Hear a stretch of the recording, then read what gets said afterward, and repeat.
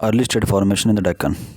Objective: after reading this unit, you will be able to learn about the Satavahana dynasty, which founded the early state in the Deccan, the nature of administration under the Satavahanas, and the changes in the society at this time.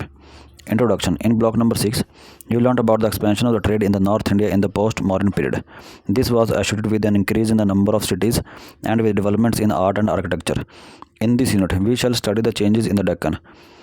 The major power that arose in the Deccan around the 1st century BC was the Satavahana dynasty. Here, we shall concentrate on the political and social structure of the Deccan under the Satavahanas. Sources. The names of the Satavahana rulers, also known as the Andhras, occur in the list of the kings found in the Puranas. There are many difficulties in using these lists as sources of the history without critically comparing them with other sources. For example, the names of the kings and the duration of their rule vary in the different Puranas. Moreover, information about the kings is interwoven with myths and legends, and one has to carefully distinguish between facts and legendary stories. The Puranas are nevertheless useful when studied with other sources such as coins and inscriptions. The Satavahanas minted a large number of coins in lead, silver, and an alloy of the copper. Their silver coins carry the portrait of the king and his name. The inscriptions are found in Buddhist caves cut in the rock and record donations made by Satavahana kings and queens as well as by a large number of ordinary people. By comparing the information available in these different sources, scholars generally accept that the Satavahanas began their rule around the 1st century BC. Their earliest record is found engraved on rock in a cave near Nasik in the present state of Maharashtra. About state formation. We should now pose the question: what is the state and how does the emergence of state bring about changes in society? There are many theories which seek to explain the reasons for the emergence of a state. Reasons for the emergence of a state vary from region to region. In certain cases, the development of trade and the growth of urban centers could lead to the rise of a state. Other theories suggest that population pressure or conquest could also result in the change in the political structure. Scholars generally agree that a state is a more efficient method of controlling expanding populations. A state exercises control over a more or less well-defined territory and maintains an administrative machinery to collect taxes and revenue. It pays for a regular army that enforces law and order. But together with all this, the inequality and stratification in society also increases. There is a well-marked distinction between the rulers and the ruled. The rulers control the resources of society for their own benefit and use. The ruled, on the other hand, provide the revenue and the money required to maintain the members of the ruling family, the notables in the state, and the various categories of officials and the army. Thus, the basic difference between a tribal society and a state society is in the nature of political control. In a state system, a specialized administrative machinery separates the ruler from the ruled. In a tribal society, political power is generally exercised by a clan which has no authority to enforce its decisions. The position of the clan depends on the loyalty of the members, and most decisions are taken together. Antecedents. In block 3, you learnt about the spread of Chalcolithic settlements in the western Deccan in the 2nd millennium BC. The eastern Deccan was occupied a little later in the second half of the 1st millennium BC by iron-using communities. These were by and large village settlements, the abode of a large number of tribes. Early Sanskrit literature, particularly the epics and the Puranas, mention several tribes such as the Andhras, Sabras, Pulindas, etc., who lived in the Deccan. Many of these are also mentioned by Ashok in his inscriptions, but most of these references are of a general nature and it is difficult to define the region where they lived in the Deccan. The process of change perhaps started with Mauryan expansion in the Deccan. The Mauryas were primarily interested in exploiting the mineral resources of the Deccan Peninsula. The gold, diamonds and gems from the mines in Karnataka and Andhra were transported to Magd in the north through a series of land and coastal routes. Market centers developed at important points along these routes such as Dharnikota on the banks of the Krishna in the Guntur district of Andhra and Karad in Satara district of Maharashtra. Many chiefs known as Maharathis became important in several scattered pockets, but it was under the Satavahanas, who were related by marriage to the Maharathis, that the first stage emerged in the Deccan. Geographical background. The Deccan Peninsula is divided into the plateau region and the coastal plains by the hill ranges of the eastern and the western Ghats. The Andhra coast is much wider than the Konkan coast to the west. The general slope of the plateau is to the east, and as a result, the major rivers such as the Mahanadi, Godavari, Krishna flow eastwards into the Bay of Bengal. The deltas and valleys of the rivers provide fertile areas for settlements. Perhaps a significant aspect of the geography of the Deccan is the fact that the hill ranges of the plateau can be crossed only along the passes. Outline history of the Satavahana dynasty. According to Puran tradition, it was Simuka Satavahan who established Satavahan power. Kana or Krishna, his brother, is perhaps known to us from an inscription at Nasik.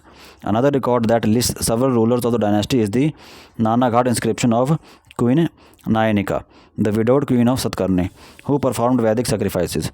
Nanaghat was a major pass connecting Junnar with the coast, and in a cave at the head of the pass, portraits of the Satavahana rulers were carved.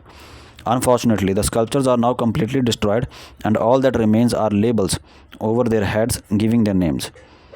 We know very little about the rulers that followed Satkarni till we come to the reign of Gautamiputra Satkarni.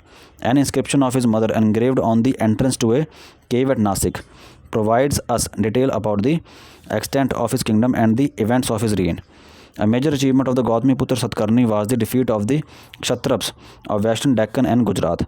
His mother's epigraph praises him as the restorer of Satavahana glory, and further proof of this comes from numismatic evidence. After his victory, Gautamiputra counterstruck silver coins of the Kshatrap Nahapan with his own legend and symbols. According to the Periplus of the Erythraean Sea, as a result of the rivalry between the Kshatraps and the Satavahanas, Greek ships entering Kalyan, a port near present Bombay, were sent under guard to the port of Bharuch. Perhaps control of the lucrative foreign trade was one of the causes for the conflict. It would also seem that under Gautamiputra Satkarni, Satavahana rule extended over Andhra as well. Gautamiputra was succeeded by his son Pullumavi, and it was at this time that the Satavahanas consolidated their power in the eastern Deccan. For the first time, we find Satavahana inscriptions outside the western Deccan at Amravati. Yajnasri Satkarni was the last important Satavahana ruler, and after him the kingdom was splintered and divided between his successors. One line of kings ruling in the Andhra region. It was also under the later Satavahanas that coins with bilingual legends were issued, and in addition to the name of the king in Prakrit, these carried a legend in the South Indian language. Opinion being divided on its identification between Tamil and Telugu. In addition to the Kshatraps, an early Satavahana ruler had to contend with the power of Kharvel from Odisha or Kalinga. Kharvela rose to power in Kalinga in the middle of the 1st century BC. He dispatched an army to the west without caring for Satkarni. This suggests that early Satavahana power suffered setbacks both at the hands of the Kshatraps and of Kharvel. It was revived only through the exploits of Gautamiputra Satkarni. One of the problems of Satavahana history is that we know very little about the relationship between the ruling dynasty and the small chiefdoms that flourished in the different pockets of the Deccan. For example, the inscriptions refer to marriage relations of the Satavahanas with the Maharathis and the Mahabhojas. In fact, in the Nanaghat labels, inscriptions, a Maharathi finds precedence over a Kumar or prince, and Queen Nayanika herself was the daughter of a Maharathi. Maharathi are also known to have made independent donations, most of their inscriptions having been found around Karle, while the records of the Mahabhojs occur along the west coast. Settlement pattern. On the basis of the find spots of their earliest inscriptions, it can be said that the Satavahanas began their rule in the western Deccan. A 2nd century AD inscription of Gautamiputra Satkarni's mother from Nasik provides information about the extent of the kingdom under the Satavahanas. The mention of both the western and the eastern Ghats as forming parts of Gautamiputra Satkarni's empire suggests that by this time Satavahana rule covered the entire Deccan and that it was divided into aharas or districts. We get the names of at least 5 aharas in the inscriptions. Govardhan Ahara with its center around Nashik, Soparka Ahara on the west coast, Mamla Ahara comprising the hilly portions of the Pune and Satara districts, Satvahanira Ahara Satvahani Hara, covering the Beleri district of Karnataka, and Kapura Charaha, perhaps in Gujarat. West Coast. On the west coast, there were a series of ports at Bharuch, Kalyan, Sopara, and Chaul, and continuing further south all along the Konkan coast. To these ports, commodities were brought from the inland centers through passes along the Western Ghats. An important text for understanding the nature of travel and trade is the 1st century AD, Periplus of the Erythraean Sea, written by an anonymous Greek sailor. It provides a graphic account of the dangerous passage through the narrow mouth of the Gulf of Cambay to Bharuch. As a result, incoming ships were piloted into the port by royal fishermen of the district. We have earlier referred to the conflict between the Satavahanas and the Kshatraps over control of the maritime trade and the competition between the ports of Bharuch and Kalyan. Inland settlements. Across the Western Ghat on the inland side, the major concentration of settlements were around Nasik, Junnar, within a 30-kilometer radius of Karle, and further south in the upper Krishna basin around Kolhapur. It should be emphasized that all these areas are agriculturally rich and fertile and provided a valuable resource base for the ports on the west coast. These ports handled much of the trade in the 1st century AD between India and the Mediterranean region and were also linked by the overland trans-peninsular route across the Deccan to centers in Andhra and along the east coast. It went from Bharuch to Pathan and Ter and further east to centers in Andhra.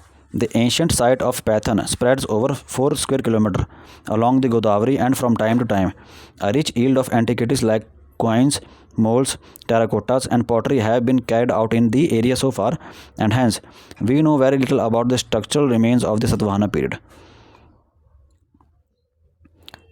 Ter lies in the major cotton producing regions of the Deccan. Excavations at the site have yielded evidence of wooden fortifications and a number of vats, perhaps for dyeing cloth. Ter is also well known for the find of an ivory figurine very similar to the specimen found at Pompeii. But perhaps the most important ruin at the site is that of a brick chaitya subsequently converted into a Brahminical temple. Another route in the Deccan linked to Ujjain to Maheshwar on the Narmada and past the caves at Ajanta and Pitalkhoda to Bhokardan and Pathan. Bhokardan was a major bed making center and was also known for shell and ivory working. Inhabitants of Bhokardan or Bhogavardhan are known to have made donations at the Buddhist caves of Bharat and Sanchi in the central India. Further south in the upper Krishna valley, Karad is an early center referred to in the Buddhist inscriptions. Also located in the same region is Kolhapur. In the western part of the town, a rich hoard of bronze objects was found. Some of these, like the statue of Poseidon, were clearly imports, while others like carts and bronze vessels were of local manufacture. An extensive site in the adjacent district of Belgaum is the site of Vadgaon, Madhapur, a suburb of Belgaum town, where excavations have yielded large number of coins and other antiquities. Further south is the site of Banvasi, known as the find spot of one of the Satvahana inscriptions. It was perhaps a fortified settlement, as there are indications of a fortification wall and a moat.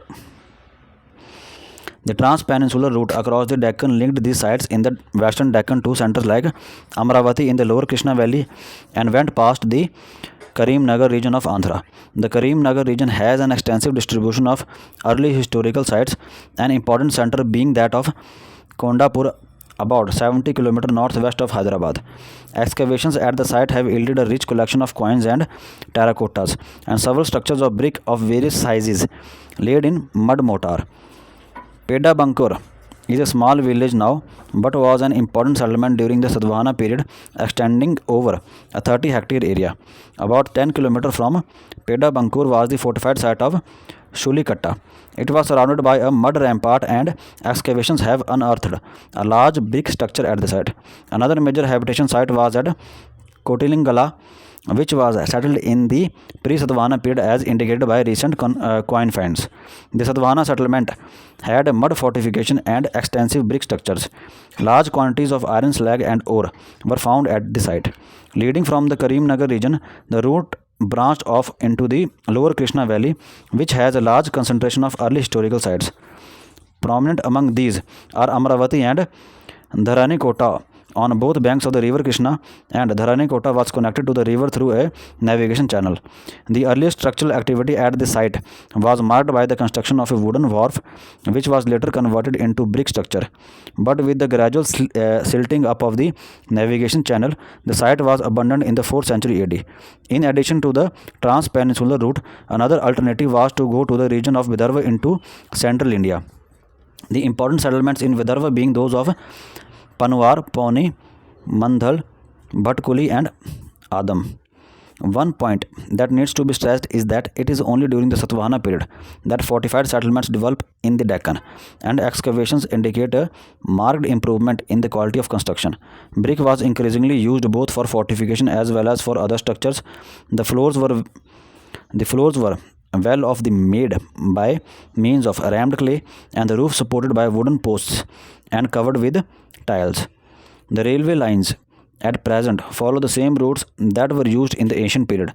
The Bhor Ghat is still the only pass across the Western Ghat connecting Pune to Bombay, past a series of early Buddhist caves such as Shilarwadi, Bedsa, Bhaj, Karle, Ambiwale, and Kondain. Administration under the Satavahanas was much simpler than under the Mauryas. Inscriptions refer to ministers who were in charge of various functions. Among other things, they served as treasury officers and maintained land records. The exact number of ministers is not known. These ministers were appointed directly by the king, and the post of a minister does not seem to have been hereditary, that is, passed from father to son. They have perhaps paid in money from the revenue collected by the state.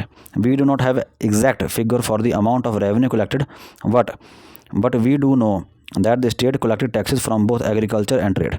One of the practice started by Satvahana rulers in the 1st century AD was that of donating revenue of a village to either a Brahma or the Buddhist Sangh. This practice became much more widespread under the Gupta rulers. The importance of land revenue for the king can be judged from the elaborate procedure that was used to record donations of land. These donations were first proclaimed in an assembly or Nigam Sabha. It was then written down either on a copper plate or cloth by an officer or minister. This record was then delivered to the donee to whom the grant had been made. There was a keeper of records who maintained a detailed account of these donations. The rulers at this time were eager to bring more land under cultivation so that they could earn extra revenue. It seems that anyone who cleared the forest and tilled a plot could claim ownership of the land. The revenue from trade was another major source of income. We shall discuss the expansion of trade in a later unit.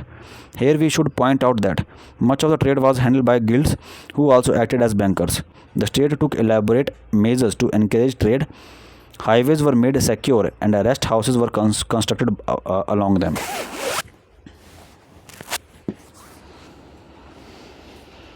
The social structure of the Deccan under the Satavahanas shows many features which are different from those prescribed in the Sanskrit texts such as the Manusmriti. For example, many inscriptions of the Satvahana rulers mention the names of their mothers rather than those of their fathers, such as Gautami Putra Satkarni or Satkarni, son of Gautami. This is not in keeping with the Dharma Shastras, which state that in the approved forms of marriage, the bride acquires the gotra of her husband and loses that of her father. Another interesting feature of the inscription is that the Satavahanas refer to themselves as unique Brahmins who crushed the pride of Kshatriyas. According to the Brahmanical texts, it was only the Kshatriyas who had the right to rule. The inscriptions are also useful as they record donations by a cross section of the population, and from this we can judge the prosperity of certain sections of society. Traders and merchants figure predominantly as donors, but also important as blacksmiths, gardeners, and fishermen. No doubt, these artisans and craftsmen benefited from the increased long-distance trade. What is noteworthy is that they mention their occupations with their names and not their caste. In an earlier unit, we had mentioned that Buddhist texts prescribe a somewhat different division of society as compared to the Brahmanical texts. Here the distinction was based on work and craft, and in most cases people were known by their occupations rather than their caste. Another category of donors that is known at this time was that of Yavanas or foreigners. The term Yavan originally denoted an Ionian Greek but around the Christian era, it was used indiscriminately for any foreigner. Many of the Yavanas adopted Prakrit names and made donations to Buddhist monasteries. Women frequently made gifts either on their own or sometimes with their husbands or sons. One of the Satvahana queens, named Nayanika, also performed Vedic sacrifices and made large donations to Brahmin and Buddhist monks. These examples indicate that society in the Deccan, as it is known from the records of the period, were not governed by rules laid down by the Brahminical texts. Thus, any reconstruction of the ancient social structure should carefully analyze textual references and establish their veracity by comparing these with other sources such as inscriptional or archaeological. The role of the Buddhist monasteries mentioned in the records of the period had also changed a great deal since the time of the Buddha. In the beginning, Buddhist monks were allowed very few personal possessions. These were limited to a few robes and a begging bowl. Gradually, the influence and membership of the Buddhist Sangh increased. We have seen that Satvahana kings donated large sums of money and land to the Buddhist monasteries. This added to the wealth of the Sangh. It is also at this time that we get references to donations made by Buddhist monks and nuns themselves. So let us sum up. The Satvahana period was important in the history of Deccan because it was in the 1st century BC that the earliest state came into being in peninsular India. The administration of the state was simpler than that of the Mauryas. A crucial factor was the expansion of overland and maritime trade networks. This provided additional revenues to the rulers and also resulted in the prosperity to a large number of towns and cities throughout the Deccan in this period.